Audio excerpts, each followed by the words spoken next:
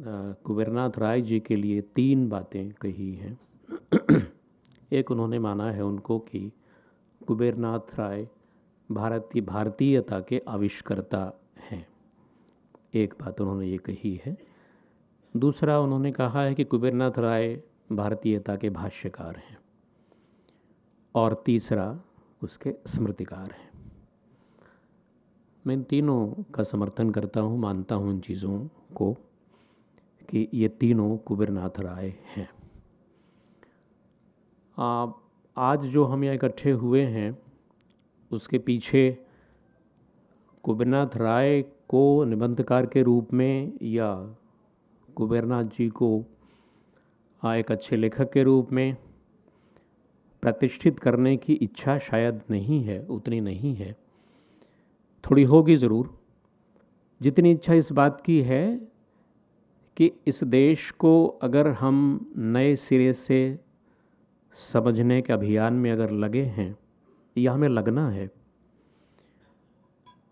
अगर इस देश को हमें उन प्रवृत्तियों से बचाने के अभियान में लगना है जो प्रवृत्तियां बहुत नकारात्मक हैं, ये जो प्रवृत्तियां गतानुगतिक हैं, जो हमें या तो यूरोप के पीछे भागने के लिए मजबूर करती हैं या फिर हमें बहुत अंधा होने के लिए मजबूर कर देती हैं, हमें संकुचित बना देती हैं। अगर उन प्रवृत्तियों का सामना करना है और इस देश को फिर उन चीज़ों से जोड़ना है जो हमेशा विकसनशील संस्कृति की प्रवृत्तियां कही जाती हैं, तो हमें कुबेरनाथ राय को पढ़ना पड़ेगा, कुबेरनाथ राय को पढ़ना चाहिए।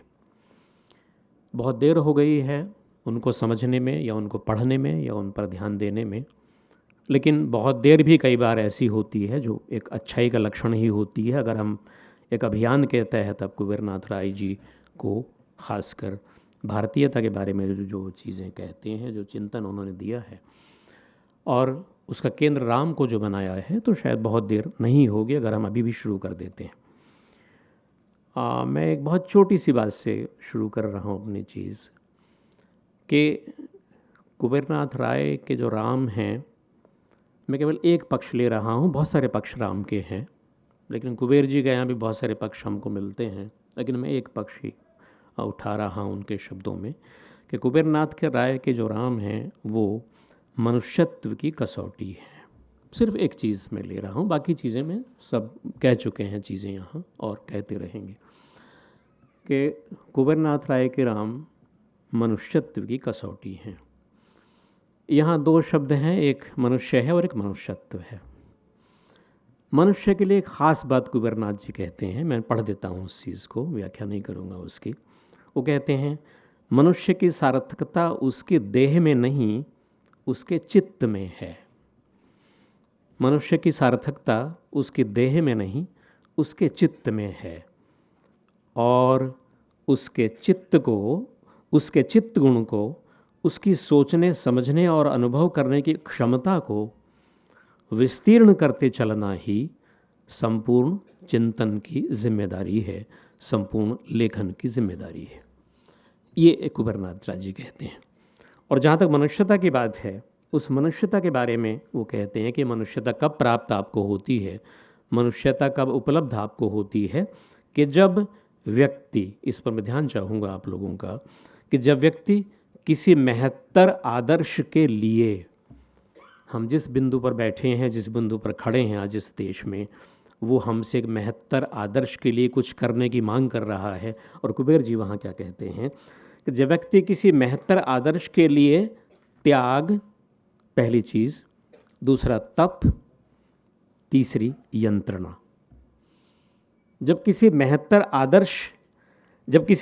आदर्श के लिए त्याग, तप और यंत्रणा जब कोई मनुष्य भोगता है, और केवल भोगता नहीं है बल्कि त्याग, तप और यंत्रणा के माध्यम से अपने आत्मिक सत्य को उद्घाटित करने की क्षमता प्राप्त कर लेता है, तब वह मनुष्यता को प्राप्त करता है। हम जितने लोग यहाँ बैठे हैं, शायद हम सोचने को मजबूर हो जाएंगे कि हम किसी महत्तर आदर्श के लिए किस प्रकार का त्याग करने को तैयार हैं, किस प्रकार की तपस्या करने को तैयार हैं, और किसी महत्तर आदर्श के लिए हम कितनी यंत्रणा भोगने को तैयार हैं। अगर हम तैयार हैं इसके लिए, अगर वो क्षमता हमारे अंदर है, अगर वो योग्यता हमारे अंदर है, अगर उस साधना के प्रति एक समर्पण का भाव हमने अपने अंदर जगा लिया है, तो हम मनुष्यता को प्राप्त करने के अधिकारी बन सकते हैं। ये कुबेरनाथ राय के निबंधों को अगर आप पढ़ेंगे या उनके चिंतन को अगर आप समझने की कोशिश करेंगे तो वहाँ वो चीज़ आपको मिलेगी। एक शब्द यहाँ बोला गया था और बहुत प्यारा शब्द, बहुत अच्छा है, रित। दो वक्ताओं में उसकी चर्चा की है और मुझे बहुत अच्छा लगा वो। मैं एक वक्तव्य पढ़ रहा हूँ जो निबंध में कुबेरनाथ राय जी के है, फिर कुछ कहूँगा उसके बारे में कि यह जो रित है यह रित एक अद्भुत शब्द है। ये कुबेर जी के शब्द हैं। यह जो रित है वो एक अद्भुत शब्द है। रित का अर्थ क्या है? कुबेरनाथ राय की व्याख्या आप देखिए। रित का अर्थ है पथ, विधि, नियम। रित का अर्थ है पथ, विधि, नियम।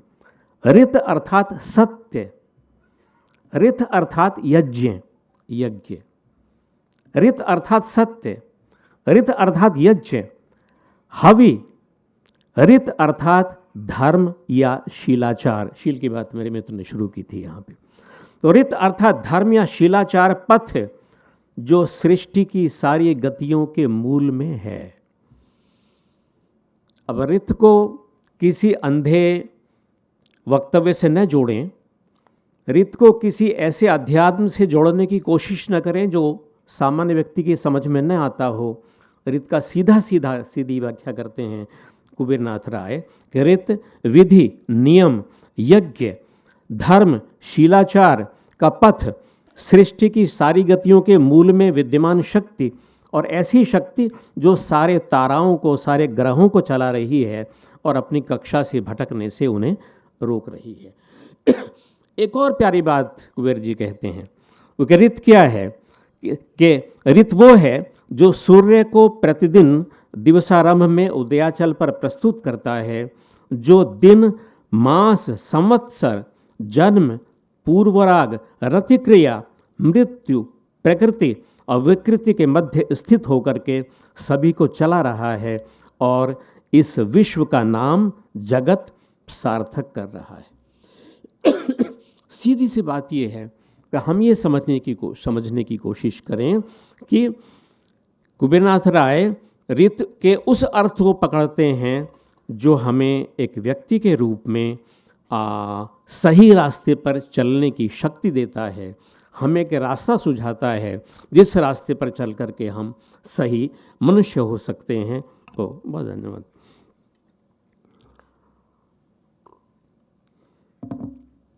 यह जो व्याख्या की है कुबेरनाथ राय ने रित की, ऐसा नहीं है कि अपनी ओर से ही सब कुछ कह दिया हो, बल्कि बहुत कुशलतापूर्वक उन्होंने कुछ दार्शनिकों को उसी निबंध में रखा है और ये देखा है उन्होंने कि वो दार्शनिक उसके बारे में क्या कहते हैं।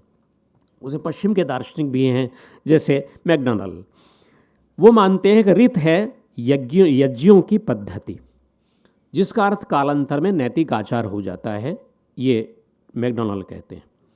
कीथ को कुबेर जी अपने निबंध में उल्लेख करते हैं उनका, वो कीथ मानते हैं कि रित का अर्थ है नीति व्यवस्था और निसर्ग व्यवस्था, अर्थात नैतिक आचरण घटनाओं के मौलिक आचरण के मध्य विद्यमान क्रम। विंटरनित्ज इसका उल्लेख करते हैं कुबेरनाथ राय और वो कहते हैं कि रित क्या है? वो है विश्व की वस्तुओं और घटनाओं में निहित व्यवस्था, शक्ति या नियम या छंद। और अंत में एक दार्शनिक का उल्लेख करते हैं राधाकृष्णन का। राधाकृष्णन कहते हैं रित के बारे में कि रित का मूल अर्थ है घटनाओं और वस्तुओं का गतिपथ और सामान्य अर्थ है न्याय की शक्ति। मैं एक चीज़ अभी स्पष्ट कर दूं, अभी यहाँ एक यद्यपि शंका भी होती है कि बालिका वध हुआ था और राम को क्यों पश्चाताप नहीं हुआ, उसकी व्याख्या यहाँ की गई थी। मैं कुछ देर बाद आपको बताऊंगा कि एक राम कथा एक आदिवासी समाज में प्रचलित है जहाँ बालीवध पर जब प्रश्न किया जाता है कि बालीवध राम ने किया और कोई पश्चाताप उन्होंने नहीं किया, तो राम वहाँ उत्तर देते हैं प्रश्नकर्ता को कि मैं अगर पश्चाताप करता तो न्याय की शक्ति की स्थापना से भाग जाता। ये एक आदिवासी राम कथा कहती है।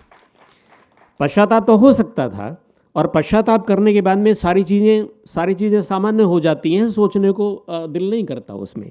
लेकिन राम वहाँ कहते हैं कि, और एक आदिवासी राम हैं, वो कह रहे हैं कि मैं न्याय की शक्ति की स्थापना करने से भाग जाता अगर मैं पश्चाताप करता तो मेरे मित्र, ये एक मैं समझता हूँ ये आदिवासी सोच रहा है इस चीज़ को। जिस आदिवासी व्यक्ति ने उस राम कथा को गाया होगा, उसने इस तर्क को वहाँ दे दिया है। ये न्याय शक्ति शब्द यहाँ आया तो मुझे ध्यान आया इस चीज़ में। अब इस रित की यात्रा पर कुबेरनाथ जी आगे चलते हैं कि वैदिक काल में रित के सारे अर्थ प्रचलित थे, जो उन्होंने दार्शनिकों की धारणाओं से पुष्ट भी किए हैं, और अपना जो उन्होंने कहा था वो मैंने पूरा पढ़ के आपको सुनाया। और बाद में आकर के यही रित धर्म हो जाता है। पहले रित यज्ञ होता है और यज्ञ जो होता है वो धर्म में परिणत हो जाता है, ये कुबेर जी कहते हैं यहाँ। और इस आधार पर एक बहुत बड़ी कसौटी कुबेर जी प्रस्तुत करते हैं। देखिए कैसे एक शब्द को लेकर के एक लेखक, एक दार्शनिक का नहीं कह रहा हूँ उनको मैं, लेकिन एक लेखक जो युगजीवी लेखक है, जो एक राष्ट्र की खोज में लगा हुआ है, उसका अन्वेषण करने में लगा हुआ है, वो कैसे सांस्कृतिक रास्तों को अपना करके उस सांस्कृतिक राष्ट्र को हमारे सामने लाने की कोशिश करता है। उसको देखें कि रित को ही वो क्या कहते हैं। मैंने अभी आपसे कहा था कि रित बाद में यज्ञ हो गया और यज्ञ बाद में धर्म हो गया, और तीनों ये समानार्थक हो गए। इस बात को लेकर के कुबेरनाथ जी के निबंध में अपने कहते हैं कि जीवन एक यज्ञ है। वैदिक संदर्भों में यह उक्ति और सुगम तथा स्पष्ट हो जाती है। और यहाँ से कुबेरनाथ राय जी की बात शुरू होती है कि यदि जीवन एक यज्ञ है तो जैसे यज्ञ रित पर आधारित है, ध्यान चाहूँगा आप लोगों का कि यदि जीवन एक यज्ञ है तो जैसे यज्ञ रित पर आधारित है, वैसे ही जीवन का आधार भी किसी तरह का रित ही होना चाहिए, ये कुबेरनाथ राय कहते हैं। और आगे कहते हैं कि वह रित, अब थोड़ी सी व्याख्या की ज़रूरत उन्हें शायद महसूस हुई होगी, और वो कहते हैं कि रित व्यक्त कैसे होता है।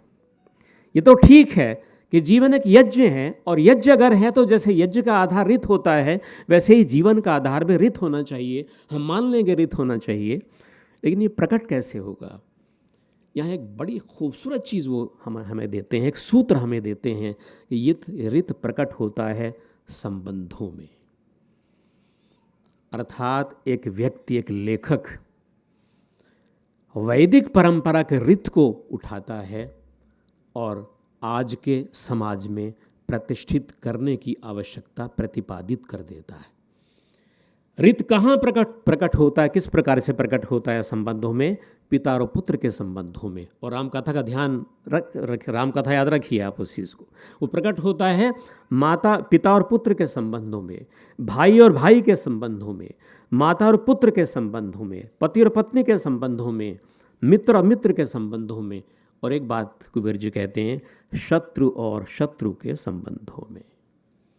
अर्थात माता और पुत्र, पिता और पुत्र, मित्र और मित्र, इनके संबंधों में तो रित होगा ही। आप कल्पना कर सकते हैं, आप उसकी आवश्यकता को अनुभव कर सकते हैं, लेकिन रित शत्रु और शत्रु के संबंध में भी प्रकट होता है।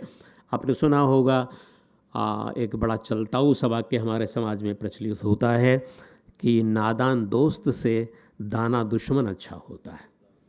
दाना दुश्मन इसलिए अच्छा होता है कि उसमें कहीं ना कहीं रित है, वो अपने वचन का पालन करना जानता है या करना चाहता है, इसलिए शत्रु और शत्रु के संबंध में भी रित वहाँ प्रकट होता है। और फिर अचानक घोषणा कर देते हैं कुबेरनाथ राय कि वाल्मीकि रामायण रित का महाकाव्य है। अब मैं ध्यान आपका दिलाना ये चाहता हूँ कि रित, चूँकि मैं उसी पर केंद्रित कर रहा हूँ, एक बहुत सीमित चीज़ पर, कि रित को संबंधों पर लेकर के आ जाते हैं और वहाँ पूरे समाज को को शामिल कर लेते हैं, पूरी सामाजिक संस्थाओं को शामिल कर लेते हैं, शत्रु और मित्र दोनों को शामिल कर लेते हैं, जीवन के व्यवहार को शामिल कर लेते हैं, प्राकृतिक घटनाओं को शामिल कर लेते हैं, भौतिक घटनाओं को शामिल कर लेते हैं, अखिल ब्रह्मांड को शामिल कर लेते हैं और फिर घोषणा करते हैं कि ऋत का जो महाकाव्य है वो रामायण है, वाल्मीकि रामायण है, अर्थात राम कथा है। दूसरी बात वो कहते हैं कि ऋत का अर्थ जो धर्म हो गया था उसका महाकाव्य घोषित करते हैं वो महाभारत को। ये चीज़ें मैं संक्षिप्त कर देता हूँ, जो कि समय की सीमा शायद मेरे लिए भी ज़रूर ही होगी, मैं छोटा करता हूँ उस चीज़ को आपके सामने। एक और चीज़, महत्वपूर्ण चीज़ उनकी, कुबेरनाथ राय ने एक बड़ी अद्भुत और कल्पना की है। वो कल्पना उनकी यथार्थ पर आधारित है, सांस्कृतिक यथार्थ पर। कुबेरनाथ राय कहते हैं कि हर काव्य का एक आशीर्वाद होता है। दोहरा रहा हूँ उस चीज़ को मैं। वो कहते हैं कि हर काव्य का अपना एक आशीर्वाद होता है। जैसे वो कहते हैं, उनके शब्द भी पढ़ देता हूँ आपके लिए, कि प्रत्येक महाकाव्य अपने पाठक को एक अनुच्चरित आशीर्वाद देता है। उदाहरण के लिए भागवत का आशीर्वाद, उदाहरण के लिए रामायण का आशीर्वाद। अब भागवत के आशीर्वाद में और रामायण के आशीर्वाद में कुबेरनाथ राय फर्क बता के चलते हैं।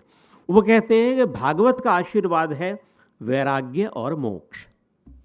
अगर भागवत आप पढ़ते हैं तो भागवत आपको धीरे धीरे कुबेर जी के शब्द का प्रयोग करूं कि भागवत आपको धीरे धीरे विरति की ओर ठेल देता है, और विरति की सीमा में जाकर के आप पूरी तरह से वैराग्य और मोक्ष की तरफ बढ़ते हैं, उसमें सोचना शुरू करते हैं। तो भागवत का आशीर्वाद है वैराग्य और मोक्ष। लेकिन रामायण का आदर्श क्या है? रामायण का जो आशीर्वाद है वो सद्जीवन या उत्तम जीवन है। सुनने में बात बहुत साधारण लगती है, लेकिन सद्जीवन और उत्तम जीवन दोनों ये बड़े कठिन शब्द हैं। कठिनतम शब्द इन्हों में कहूँगा, चूँकि सद को प्राप्त करना और उत्तमता को प्राप्त करना ये शायद हम में से सबके वश की बात नहीं होती। वो कहते हैं कि रामायण का आदर्श है सज्जीवन या उत्तम जीवन। जीवन को अब यहाँ एक कसौटी वो देते हैं कि रामायण हमसे कहता क्या है, राम कथा हमसे कहती क्या है, कि जीवन को ऐसे जियो जिससे वह देव समर्पित हो जाए, वह यज्ञ बन जाए। यही रामायण का आशीर्वाद है। ये केदार जी वहाँ आपसे कह रहे हैं। एक और चीज़ है इसमें, मैं आपको एक थोड़ा सा अवान्तर करना चाह रहा हूँ आपको, कि मैंने अभी आप ऋत जानबूझकर मैंने यहाँ उठाया और ये कहने की आपसे कोशिश की कि कुबेरनाथ राय का जो पूरा का पूरा निबंध लेखन है और उनका पूरा का पूरा जो जीवन चिंतन जो हमें देखने को मिलता है वो हमारे अपने व्यवहारिक जीवन से जुड़ा हुआ है। और राम पर उन्होंने बहुत ज़्यादा लिखा है। मरुद जी बहुत सारी चीज़ें हमें दे दी हैं, अवनिजेश जी ने बहुत विस्तार से उसको बताया है। तो मैं बार बार एक चीज़ सोचता हूँ कि कुबेर जी के पास एक दृष्टि तो शास्त्र से आई थी, जिसे भारत का शास्त्रीय चिंतन कहते हैं, वेद से, शास्त्रों से, पुराणों से, उपनिषदों से, इनसे आई थी। लेकिन क्या यही पर्याप्त है? क्या कुबेरनाथ राय ने कहीं और से कुछ ग्रहण नहीं किया? ध्यान रखें, उनके 27 वर्ष पूर्वोत्तर भारत में गुजरे थे। पूर्वोत्तर भारत को उन्होंने गहराई से देखा था, गहराई से पढ़ा था, और पूर्वोत्तर भारत के लोक जीवन को बहुत गहराई से कुबेरनाथ राय जी ने देखा था। तो मेरा कहना ये है कि कुबेरनाथ राय के यहाँ जो आप प्रशंसनीय मान रहे हैं उसका बहुत ज़्यादा श्रेय पूर्वोत्तर भारत को है, और पूर्वोत्तर भारत में जो प्रचलित राम कथाएँ हैं उन राम कथाओं को है। मैं बहुत थोड़ा सी बात आपसे करूँगा इसके लिए कि पूर्वोत्तर भारत में अब राम ये कुबेरनाथ राय एकदम बाद में उनकी चर्चा करूंगा। यहाँ मैं सिर्फ राम और पूर्वोत्तर भारत की बात यहाँ से कर रहा हूँ चूँकि वो उनसे जुड़ती है। पूर्वोत्तर भारत में सबसे पहली जो रामायण है वो माधव कंदली की है, जो लगभग 1400 के आसपास जो रची गई थी माधव कंदली की रामायण। अब आप देखिए माधव कंदली की रामायण में नररूप राम भी हैं और नारायण रूप राम भी हैं। दोनों राम वहाँ हमें दिखाई देते हैं। नररूप राम कौन से हैं, ये ध्यान दें आप उस चीज़ को। वो माधव कंदली अपने रामायण में कहते हैं कि परम विनीत वेद शास्त्र कुशल धनुर्वेद आदि विद्या जानंत सकल क्रोधे जमकाल जैनो खमाई बसुमति गंभीरे सागर जैन बुद्धि बुद्धि बृहस्पति सर्वगुणे विधि जैन बेशद गंधर्व राजार लखन राम तेसे आछे सर्व। अब वो जो राम है ना रूप में राम, उसमें उनके धनुर्विद्या की चर्चा है, उनके शील की चर्चा है, उनकी बृहस्पति जैसी बुद्धि की चर्चा है और गंधर्व जैसे गुणों की चर्चा है, चूँकि गंधर्व लोक है वो, ऐसे गुणों की चर्चा है। और जो नारायण रूप जो राम हैं वो वही हैं जो उत्तर भारत में हैं। मैं मूल छोड़ रहा हूँ यहाँ पे। इसके साथ में एक और बहुत ही मनोरंजक चीज़ आपको बताऊँ मैं कि माधव कंदली की रामायण में राम का जो नररूप दिखाया गया है उसमें वो बहुत गुस्सा भी हो जाते हैं। एक घटना होती है कि जब सीता लंका से आती हैं और विभीषण किसी भ्रम में वानरों को मारना शुरू कर देते हैं, अपने लोगों से मरवाना शुरू कर देते हैं, और जब राम देखते हैं कि विभीषण के नेतृत्व में वानरों को मारा जाना शुरू हो गया है तो बहुत गुस्सा होते हैं विभीषण पर। और वो कहते हैं माधव कंदली की रामायण में कि वानरेशे बंधु मोर पितृ पितामह है, भारत की खोज। वहाँ कहते हैं कि वानर मेरे बंधु हैं, मेरे पितृ और पितामह हैं, जात हंते एराइल दुर्गति अनेक, इनकी दुर्गति कर रहे हो, इनको मार रहे हो। ये प्रस्ताव तुम्हारे दिमाग में कैसे आया है? वानरक मारी बार कॉमन प्रस्ताव, वानरों को मारने का प्रस्ताव तुम्हारे दिमाग में आया कैसे? वो मेरे बंधु हैं, वो मेरे पितृ पितामह हैं, उनको मत मारो, और बहुत गुस्सा हो जाते हैं। एक छोटा सा उदाहरण मैंने आपको यहाँ से दिया। एक महापुरुष का नाम सुना होगा आपने, महापुरुष शंकरदेव, जो असम और पूर्वोत्तर में सांस्कृतिक क्रांति के जनक के रूप में प्रतिष्ठित हैं, जिन्होंने एक नाम एक शरण नाम धर्म वहाँ प्रतिष्ठित किया था, महापुरुष शंकरदेव ने। माधव कंदली की रामायण पाँच कांड की रामायण है, और एक अनंत कंदली वहाँ हुए। अनंत कंदली ने जो माधव कंदली को अपमानित करने की कोशिश की और अपनी रामायण लिखने की कोशिश की एक शताब्दी के बाद में, तो माधव कंदली ने स्वप्न में दर्शन दिए शंकरदेव को और अपनी रामायण को बचाने का उनसे आग्रह किया। तो पहला काम शंकरदेव ने किया कि माधव कंदली की जो पंचकांडीय रामायण थी उसे सप्तकांडीय रामायण बनाया, क्योंकि उसमें उत्तरकांड और आदिकांड नहीं था। उत्तरकांड शंकरदेव ने खुद रचा और जो आदिकांड है वो अपने शिष्य, उनके एक प्रसिद्ध शिष्य हुए माधव देव उनके माध्यम से रचवाया। अब ये तो कहानी लंबी है, वो मैं छोड़ देता हूँ आपके लिए, राम की बात करता हूँ। शंकरदेव ने जो उत्तरकांड रचा 782 पदों का वो है, उसमें सारी राम कथा उन्होंने कही है।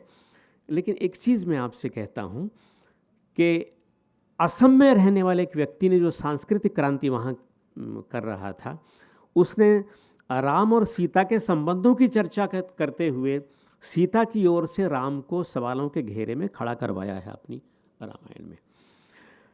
कुबेर जी जहाँ से क्रांतिकारिता ग्रहण करते हैं, उस सूत्र को मैं आपको रखता हूँ सामने आपके। जब राम सीता को वनवास देते हैं, उसमें सीता राम के वहीं दरबार में और प्रश्न करती हैं उनसे और अपनी दशा को व्यक्त करती हैं। वो कहती हैं, एकेश्वरी नारी मोई नोहो स्वतंतरी, नोबारिले राखी बे रावणे नीले हरि, चाहिलो लंका ते अपमाने मारी बाग, गैया एक हनुमंते बाघिले आमाक। अब देखिए सीता कहती क्या है वहाँ पे कि मैं अकेली नारी हूँ, इसलिए स्वतंत्र नहीं हूँ, और रावण जब मुझे हार के ले जा रहा था तब भी तुमने ये आदमी मुझे बचा नहीं पाया। राम को कह रही ये आदमी मुझे बचा नहीं पाया, और मैं तो लंका में ही बर जाना चाहती थी मारी बाग, लेकिन ये जो हनुमान है इसने मुझे बचा लिया, इसके कारण मैं बच गई, ये सीता कह रही हैं। और ये शंकर देव असमय बैठे हुए सीता की ओर से राम के चरित्र को सवालों के कटघरे में खड़ा करना चाह रहे हैं, और यहाँ से कुबेरनाथ राय उठा रहे हैं राम के क्रांतिकारी चरित्र को, वो देखने की चीज़ है। गालियाँ और बहुत सारी हैं, उन्हें मैं छोड़ देता हूँ यहाँ पे मैं, लेकिन एक ख़ास चीज़ बताना चाहता हूँ, और वो है भारत की खोज से जुड़ती है वो चीज़ कि जब सीता भूमि प्रवेश करती हैं और माँ भूमि से वो प्रार्थना करती हैं कि माँ भूमि आप मुझे अपनी गोद में स्थान दीजिए, मैं अब जीवित नहीं रहना चाहती, तब पृथ्वी विदीर्ण हो जाती है और वह रत्न जटित पालकी निकलती है शंकर देव की रामायण में। अब उस पालकी को संभालते कौन हैं? उस पालकी को संभालने वाली 4 कन्याएं हैं, और वो 4 नागा कन्याएं हैं। अब आप देखिए राम कथा, राम नागाओं में कि जो नाग कन्याएं हैं वो उस पालकी को संभाल रही हैं, ये सोचने की एक चीज़ है।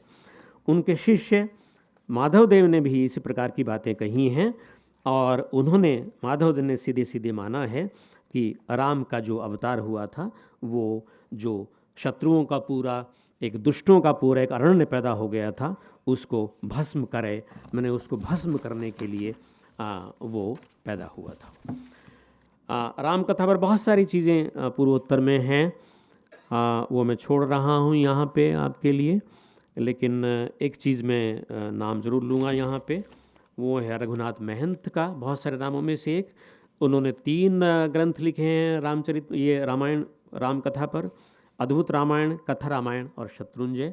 और मैं जो कहना चाहता हूँ वो ये कि रघुनाथ महंत ने जो राम दिए हैं अपनी कृतियों में, वो राम पूर्वोत्तर में सामाजिक और राजनीतिक चेतना का जागरण करने वाले चरित्र हैं। ध्यान देने की चीज़ ये है कि राम केवल हमारी आस्थाओं का विषय ही नहीं है, राम हमारी सामाजिक चेतना का विषय भी हैं, राम हमारी राजनीतिक चेतना का विषय भी हैं। ये रघुनाथ महंत पूर्वोत्तर में कहते हैं और बहुत दूर तक जोड़ते हैं कुबेरनाथ राय उनसे। ज्योति प्रसाद अग्रवाला वहाँ एक हुए, उन्होंने ज्योति रामायण लिखी है, उसमें बहुत सारी बातें वही हैं जो मैं आपको बता चुका हूँ यहाँ पे। लेकिन 2 रामायणों की चर्चा मैं मनोज जी से 5 मिनट लेके ज़रूर करूँगा, अगर 5 मिनट आपके पास में हैं तो। जो मैं समझता हूँ बहुत सारे लोग यहाँ ऐसे होंगे जिन्होंने आदिवासी रामायणों के बारे में नहीं सुना होगा, तो हमारी अगर रुचि राम कथा में अगर है, कुबेरनाथ राय में अगर है, तो हमें उनके बारे में सुनना चाहिए। असम में एक आदिवासी समुदाय रहता है जिसे करबी आदिवासी समुदाय कहते हैं। करबी आदिवासी समुदाय, करबी आदिवासी समुदाय का जो मूल, पहले वो कहते थे आदिकाल में अपने को, वो कार्लेंग कहते थे। कार्लेंग शब्द का करबी भाषा में अर्थ होता है मनुष्य, मनुष्य जाति का अपने को मानते थे वो। लेकिन आश्चर्य आपको होना चाहिए कि बाद में उन्होंने करबी नाम स्वीकार कर लिया। क्यों स्वीकार कर लिया? एक रहस्य ये है, आपको रोमांच होगा ये रहस्य सुन करके, कि करबी भाषा में कर का एक अर्थ होता है बाण। वहाँ जाइए करबी लोक समाज में आप, तो वो कहते हैं कि हम लोग कर माने बाण, बी माने वहन करना, ले जाना, हम रामचंद्र के बाणों को वहन करने वाली जाति हैं।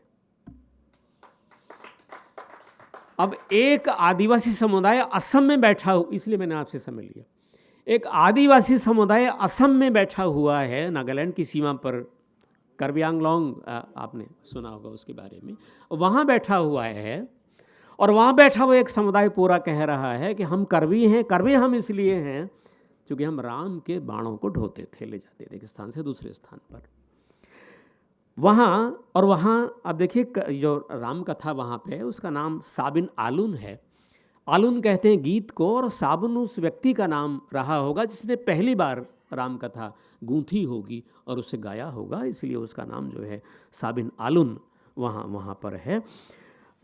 और इस राम कथा में जो राम और लक्ष्मण हैं वो नारायण का अवतार हैं, सीता भी अवतार वहाँ हैं, लेकिन एक चीज़ शायद आपकी आस्था को हिलाएगी, और मैं इसलिए माफ़ी मांगते हुए आपसे वो चीज़ को कह रहा हूँ कि जो कर्बी आदिवासी समुदाय, और इसके माध्यम से एक भी चीज़ मैं आपसे कहना चाहूँगा, इसलिए जानबूझकर ये वाक्य मैंने आपसे कहा कि जो आदिवासी समुदाय ये कह रहा है कि हमने राम के तीर ढोए थे इसलिए हम कर्बी हैं, उस आदिवासी समुदाय में राम कथा का धार्मिक पूजा पाठ की दृष्टि से कोई महत्व नहीं है।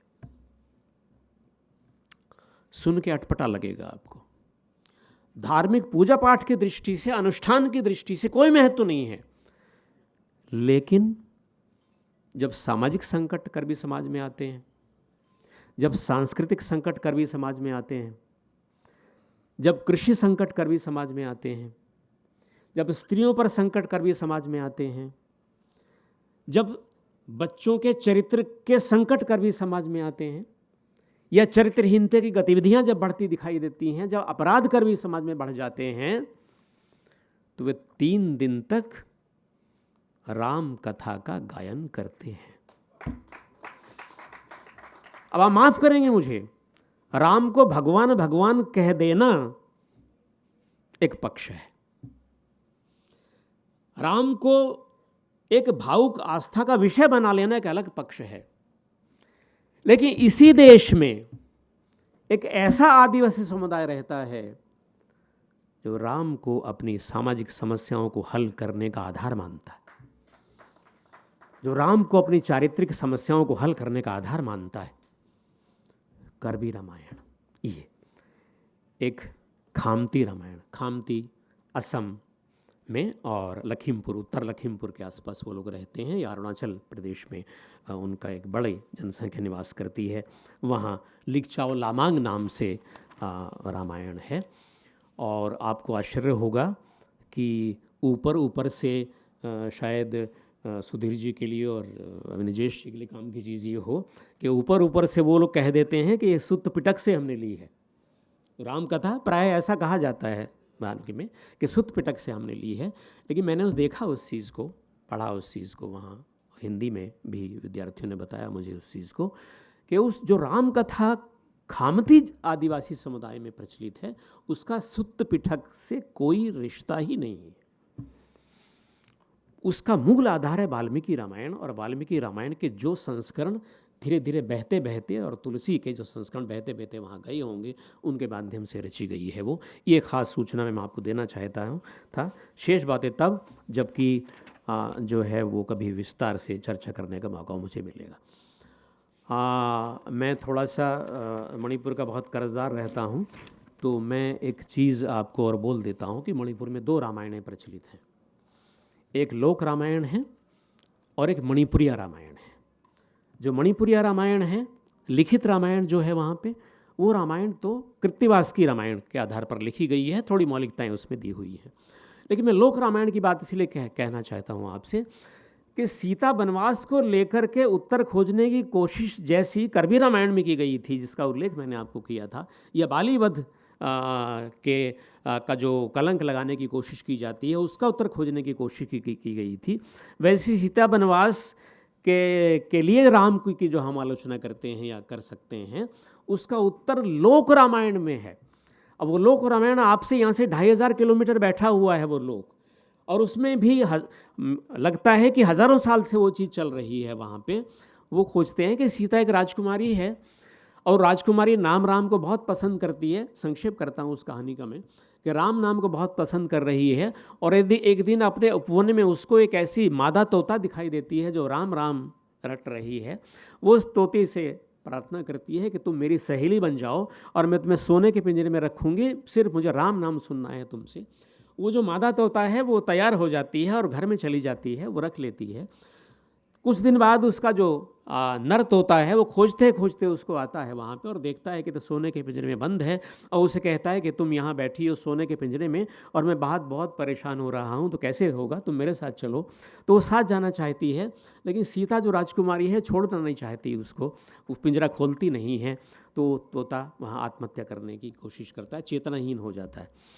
जब चेतनाहीन हो जाता है तो पिंजरे में बंद जो मादा तोता है वो कहती है कि हे राजकुमारी देखिए ये अब मर जाएगा, और जब ये मर जाएगा तो मैं भी आत्महत्या कर लूँगी, और ये आपके कारण मुझे करना पड़ रहा है, इसलिए आपको भी जीवन में पति वियोग सहन करना पड़ेगा।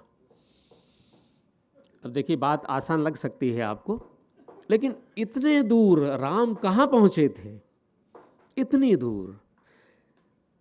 हमारे अब अंतिम सीमा है वो इस देश की, वहाँ, और वहाँ उन प्रश्नों का समाधान भी खोज लिया गया है जो प्रश्न हमें परेशान करते हैं, या उन कलंकों का समाधान भी खोज लिया गया है जिनको हम लगभग सोचने की कोशिश जिनके बारे में नहीं करते, या जिनको हम कहते हैं कि हम अपने को अक्षम पाते हैं उनके बारे में, वो लोक वहाँ खोज रहा था। कहने को बहुत सारी बातें हैं, कभी विस्तार से मैं कहूँगा उन चीज़ों को मौका अगर मिलता है तो, चाहे कुबेर जी पर हो चाहे राम पर हो। अभी शुरू में ही कुबेर जी का एक बहुत अच्छा वाक्य बोल दिया था मनोज जी ने कि वो इस देश को मुश्तरका मिल्कियत कहते हैं कुबेरनाथ राय। मुश्तरका का अर्थ आप जानते ही हैं, साझा, उसका अर्थ होता है कि साझा मिल्कियत है। मैं एक दूसरी चीज़ पढ़ के अपनी बात को समाप्त करूँगा यहाँ कि कुबेरनाथ राय के निबंध से ही पढ़ रहा हूँ कि भारतीयता एक संयुक्त उत्तराधिकार है, और यह जो संयुक्त उत्तराधिकार है, मेरे मित्र राय जी ने तुरंत ही बोल दिया था उस चीज़ को कि उसमें द्रविड़ हैं, उसमें निषाद हैं, ये लोग हैं, उसमें आर्य हैं, ये सारे हैं जो उसको मिलाते हैं, किरात हैं उसमें, ये चार उसमें हैं। और कुबेरनाथ राय एक और का परिकल्पना करते हैं कि इसीलिए इन चारों के कारण ही, चूँकि इन चारों के कारण ही एक सम्मिलित उत्तराधिकार है, संयुक्त उत्तराधिकार है, इसलिए हमारे यहाँ जो ब्रह्म है वो चतुरानन है। ये कुबेरनाथ राय की कल्पना है कि ब्रह्मा हमारे यहाँ चतुरानन इसलिए हैं कि उसमें आर्य हैं, उसमें द्रविड़ हैं, उसमें निषाद हैं, उसमें किरात हैं। ये कल्पना वहाँ करते हैं, एक अद्भुत कल्पना है। मैं समाप्त ही कर रहा हूँ अपनी चीज़ को ये कहते हुए कि सिर्फ एक चीज़ आपसे मैं कहता हूँ यहाँ पे कि कुबेरनाथ राय ने अपने समय को मनोज जी प्रजागर पर्व कहा था एक जगह, प्रजागर पर्व, और ये उन्होंने महाभारत से लिया। महाभारत युद्ध के पहली रात के लिए प्रजागर रात्रि कहा गया था, इसलिए कि उसमें संशय था, उसमें कहीं भय था, कहीं उसमें दुराग्रह थे, कहीं किम कर्तव्य विमूढ़ता थी, कहीं अस्पष्टता थी, कहीं कायरता थी, तो कहीं अतिवीरता थी, बहुत सारी चीज़ें मिली जुली थी।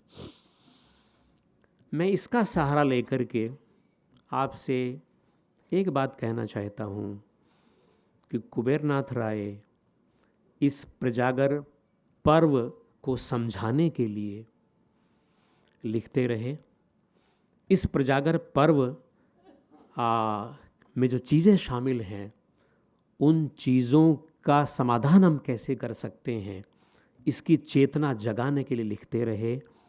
और अंतिम वाक्य मेरा कि यदि हम समझते हैं कि हम आज फिर से प्रजागर पर्व का सामना कर रहे हैं विविध दिशाओं से, तो हमें कुबेरनाथ राय को, राम को पढ़ना होगा और ये मानना होगा कि रामायण और महाभारत हमारे दो सांस्कृतिक जातीय काव्य हैं, हमारे सांस्कृतिक जीवन के प्रतीक हैं। इस रूप में हमें इन्हें स्वीकार करना चाहिए। आपका बहुत बहुत धन्यवाद।